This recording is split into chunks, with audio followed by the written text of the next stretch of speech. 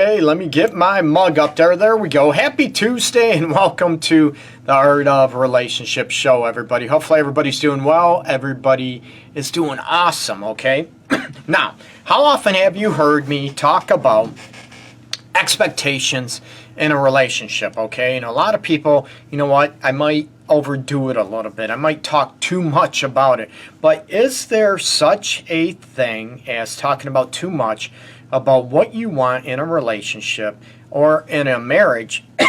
And, excuse me, allergies kicking up a little bit, so I apologize.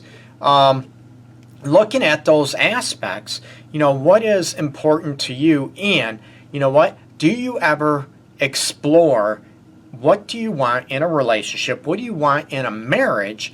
And not only these aspects, but what type of partner do you want? And I've talked about this numerous times, but I'm going to talk about it again today with a little bit of a twist, okay? And as always, you can chime in below, share your answers, questions, any insights you have. Please throw them my way, and I'll try to get to them down below. So throw out in the discussion down below any insights, anything you have as far as what do you look for in a relationship. Not only that, a lot of people have expectations, you know, what they want, what's important to them, but not only that, you know what? Do you share it with your partner? And that's where people talk about communicating. You know, I never knew you wanted this. I never knew it was that important. And, you know, a couple I saw, you know, this morning, you know, looking at, you know what, just tell me and teach me. And that's why I said, are you able to teach your partner what you want, how you want to be loved, in, you know, what way? How do you want to be desired? What works for you?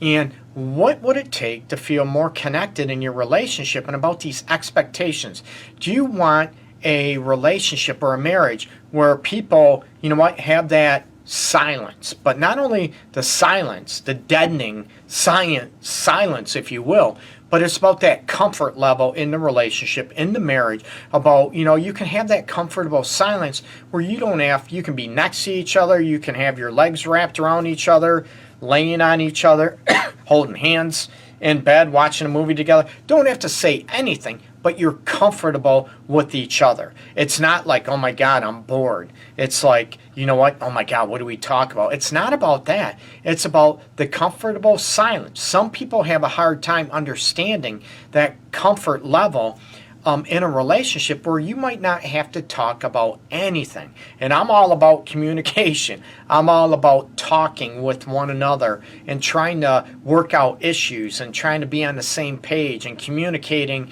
common courtesy issues, okay, and mutual respect aspects. If something you're not feeling, I want to be able to communicate it, but also looking at, are you able to have that comfortable silence in a relationship? Have you ever been there? And you know what? Maybe you are one of those people that, you know what, if there is silence, oh my God, you panic and you freak out that something is wrong in a relationship. And what would it take to get to that level where you are comfortable, you're at ease and at peace, where you don't have to talk about anything? You can just have a day where, you know, there's silence, not that much talk going on, and be okay with that. And you know in your heart, you know in your gut that everything is okay. You both feel loved, you both feel respected, you both know and feel that you're desired. You just, whatever. It's a lax time, okay? Some people that have maybe, how can I say this? You know what? That their self-esteem might be a little shattered, if you will, that might be not at a healthy level where they want it to be. They're insecure. Oh my God, if they don't talk to me, something is wrong. Oh, you're not talking, you're silent. That means there has to be something wrong. Not at all, okay? It just means I'm not in the mood to talk, no big deal, everything's chill, everything's fine, just want to chill out, don't want to talk. That can happen. Now, if it happens all the time and there's no communication about, you know, what goes on in the relationship or in the marriage, and it could be finances, it could be sex, it could be expectations about going on vacation, that type of aspect.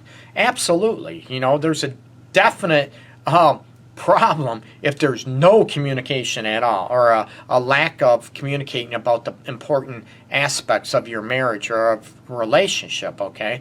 But do you look at what your expectation, and would you be able to be okay or get to a point in your relationship where you have that comfortable silence that goes on in a relationship? So this episode, sort of puts a twist on expectations in a relationship, but also what do you want in a relationship, that, if there is an issue, do you want to know about it? Or are you the type of individual that looks at, if there's a problem with the relationship, I don't want it? You sort of bury your head in the sand, or like, the ostrich in the sand type of aspect, where you are able to, you run away from it. What would it take for you to have the relationship, marriage, to where if there's an issue, you both are going to know about it? And I'm not talking, right? Yeah, Greg's giving us permission to yell and scream at each other. No, not at all. To be able to talk about it and know, that you will be able to bring forth an issue in your relationship or marriage. Is that something that you would like to go after? Is that the type of a relationship that you would want for you? And are you able to talk about that and communicate? You might know it up here. You might think it. You might want it in your heart and your soul. But does your partner know it? And what would it take to be on that same page? That, this is important to, say, my lady, and I want to make sure I can do, what I can to make it happen. Again, it's not about selling your values, your morals, or what's important to you out. Not at all. It's about, having a relationship and the expectation that you are both going to work together and both try to learn and grow together, while at the same time holding on to your individuality and holding on to your own identity, right? It's that Venn diagram out there, that I use often, the circle type of thing, overlapping. You don't want, most of your relationship to be that you're both individual, and there's very, very little of relationship aspects unless that works for you. You want that healthy balance. And when you're looking at expectations, what type of balances do you want in a relationship? How do you want your relationship to roll? I talk, on a daily basis about how important it is to feel, like you're a priority, to feel loved, to feel desired, to feel respected, big time, right? To feel appreciated. Those things are pretty much important in any type of relationship, and it could be a friend relationship, familial relationship. You get me? Those are crucial, but what does that look like to you, and how do you want those expressed or presented to you? If there's an issue in your relationship, what does your relationship to look like, presenting that to each other? How would you like your partner to talk to you? If there's an issue, do you want to get yelled at, screamed at? Oh my God, pull your head out of your ass, that type of thing. No, I don't go for that, but you know what? How would you like that presented to you? If there is an issue in a relationship, some people don't want to hear it. I mentioned that a minute ago. Some people want to, everything's hunky-dory, just fine. You know what? We're going to bury our heads in the sand. I don't want to hear that you have a problem with me. Oh, my God. Or, let's face it, you know what? I don't want to hear I have a problem with me, but I'm going to tell you all the issues I have with you. That's not a healthy balance in a relationship, okay? So these are all the precursors to explore, to look at as far as what your expectations are in a relationship, and look at what type of relationship you want, and you know what it's going to take to go there. Can you be confident in yourself? Can you be humble in yourself and look at what issues you cause in your relationship and what you can take to, get back on track, what you both want, okay? It's not about being selfish, but it's not about being a doormat either. It's about the mutual respect, the mutual common courtesy for one another, and looking at the expectations, how you want to present. Everybody talks about expectations in a relationship, right? Oh yeah, we want to have, live here. We want to have X amount of kids. We want to be able to, take a vacation, go here, celebrate holidays together. All those expectations, the fun stuff, right? Well, for some people, okay, they might be stressful for a lot of people. But not only that, when there is a rough spot, nobody wants to talk about them, right? No one wants to look at or explore. You know what? If we run into this challenge, how are we going to handle it? If we disagree on something, how are you going to handle it? You know what? It's not looking at, through, everybody talks about the sunshine, the rainbows, the unicorns, the rose-colored glasses, if you will. It's about looking, how do you want your relationship to be if there's problems? A lot of people don't talk about it, right? Oh, we'll handle it. I hear it on a daily basis. Oh, we thought we'd handle it if they ever came up, Greg. We'd work together. Really? What if you have opposing viewpoints, opposing instincts, opposing, opinions about how you want to handle stuff, right? Or if you disagree on parenting, disagree how money is handled, you disagree about disagreeing.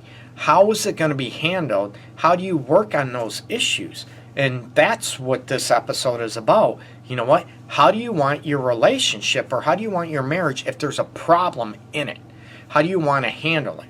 What are your expectations to deal with the issue so they don't, they don't start here and all of a sudden they build and build and blow up? You get me?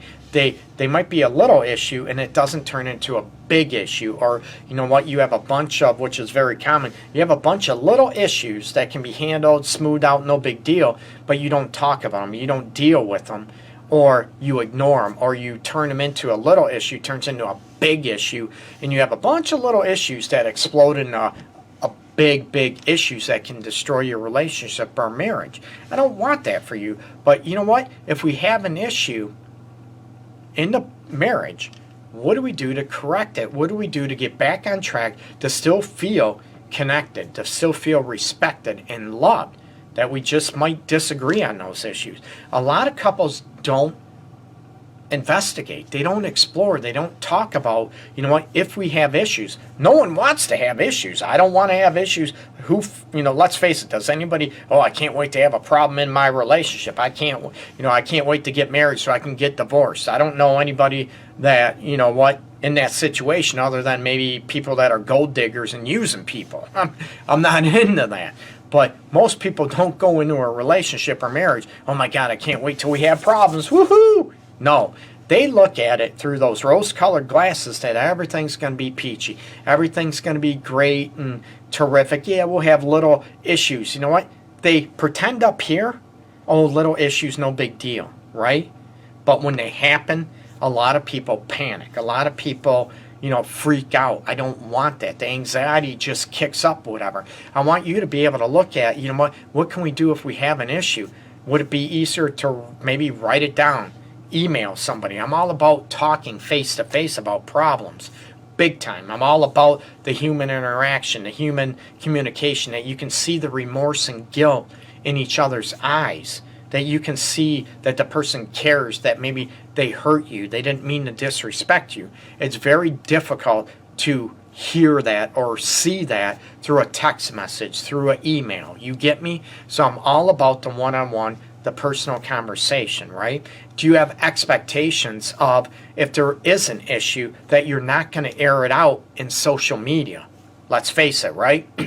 I'm doing the live show on social media on Facebook now, but how many people airs their dirty laundry out on Facebook? Do you want a relationship where you air your problems out in social media? Do you want the type of relationship where you talk about and you throw each other under the bus to your friends, to your family member, to social media, to the general public, right? What happens if you are at a wedding, if you're at church, if you're at one of your kids', let's say, ceremonies or school event, sporting events, oh my God, right? And you disagree. Are you going to have the respect for one another, the respect for your family, respect for the relationship or marriage, to not air your stuff out and start arguing and, yelling at each other in public, right? No, it's not cool. It's, not classy. It's not mature. Whatever you want to talk about, but you can talk about it in private. That if there's an issue, you're not going to talk about it, all about in front of the kids all the time and bring them into your issues. No. That you can have the expectation, or you want the relationship where you can talk about it and you have that mutual respect for one another to handle it in private, okay? These are things I want you to be able to talk about. And everybody has different emotional maturity levels, emotional intelligence levels. Everybody handles things, might have anxiety, depression, that might get more defensive with each other. It's about working on those things and having that mutual respect to understand it and not use it as an excuse. Well, you know how I get when I get upset and I can't control it, and you're in public and you get, demoralized because you can't control how you feel. You can't control the expressions, I should say, of how you feel. So you explode, you rip your partner apart. I don't want to hear the excuses or hear the reasons.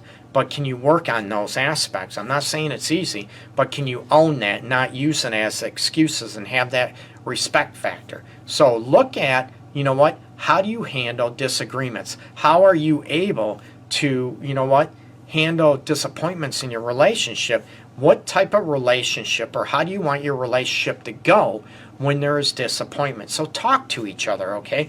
I get it. Nobody wants to talk about bad things. We all want to talk about good things. Maybe other than the news, right? The news and media loves glorifying bad stuff, horrific, traumatizing stuff in the world. No one wants to talk about it. But a lot of people, they don't talk about it. Then when they happen, they don't know what to do, and it creates more issues. It creates more arguments. You start calling each other out your names. You start getting in tit for tat. Or, let's face it, divorce papers are filed. I'm breaking up. So one of you goes out because of how you feel, goes out and cheats because you don't know how to handle disappointment in your relationship. You don't know how to handle, if something goes sideways. I want you to be able to talk about it and what can we do. Not about being perfect, not at all. Don't put that pressure on you, okay? But at least having somewhat of a guideline or expectations about how do you want your relationship to go when things go sideways. How do you want to reach for each other? How do you, if you don't feel you're working a lot of hours and the other one feels lonely, how do you want to talk about that? Or does it come out in anger? Oh my God, you don't care, you don't love me. You understand where I'm going with this, right? So talk about if things go sideways. Not that you want them to, not at all.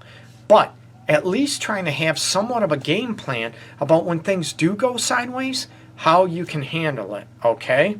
And as always, share the episode for a chance to win one of my t-shirts. It has Love Intentionally on it, and on the back it has Stop Hate. Or you get a chance to win my book, same one that's available on Amazon.com, The Relationship Guide, Tools to Ignite Love and Intimacy. It's an enhanced edition. I had winners last week. I'm still waiting for them to private message me so they get their choice of a t-shirt or my book, okay? And unfortunately, I don't have those with me right now to show. They're at probably on a table in my office, so I apologize. Again, talk about the bad stuff in the relationship. Yeah, I almost swore.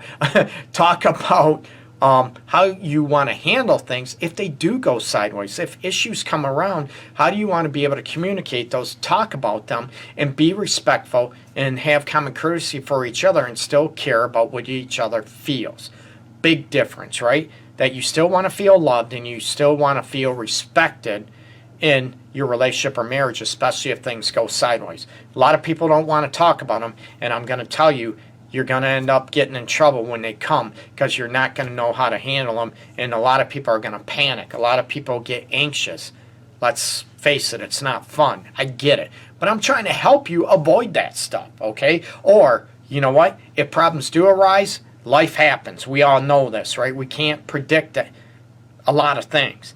But at least having a game plan, if something does happen, how are you going to handle it? How do you want to handle it? And it's going to make your relationship and marriage a lot better, and it's going to turn a bad situation, you know what? It's going to instead of, let's say, a bad situation comes up, it's not going to make it disastrous or horrific, that you two can work as a team and be partners, okay? So, how do you want your relationship to be if problems arise? Start talking to one another, okay?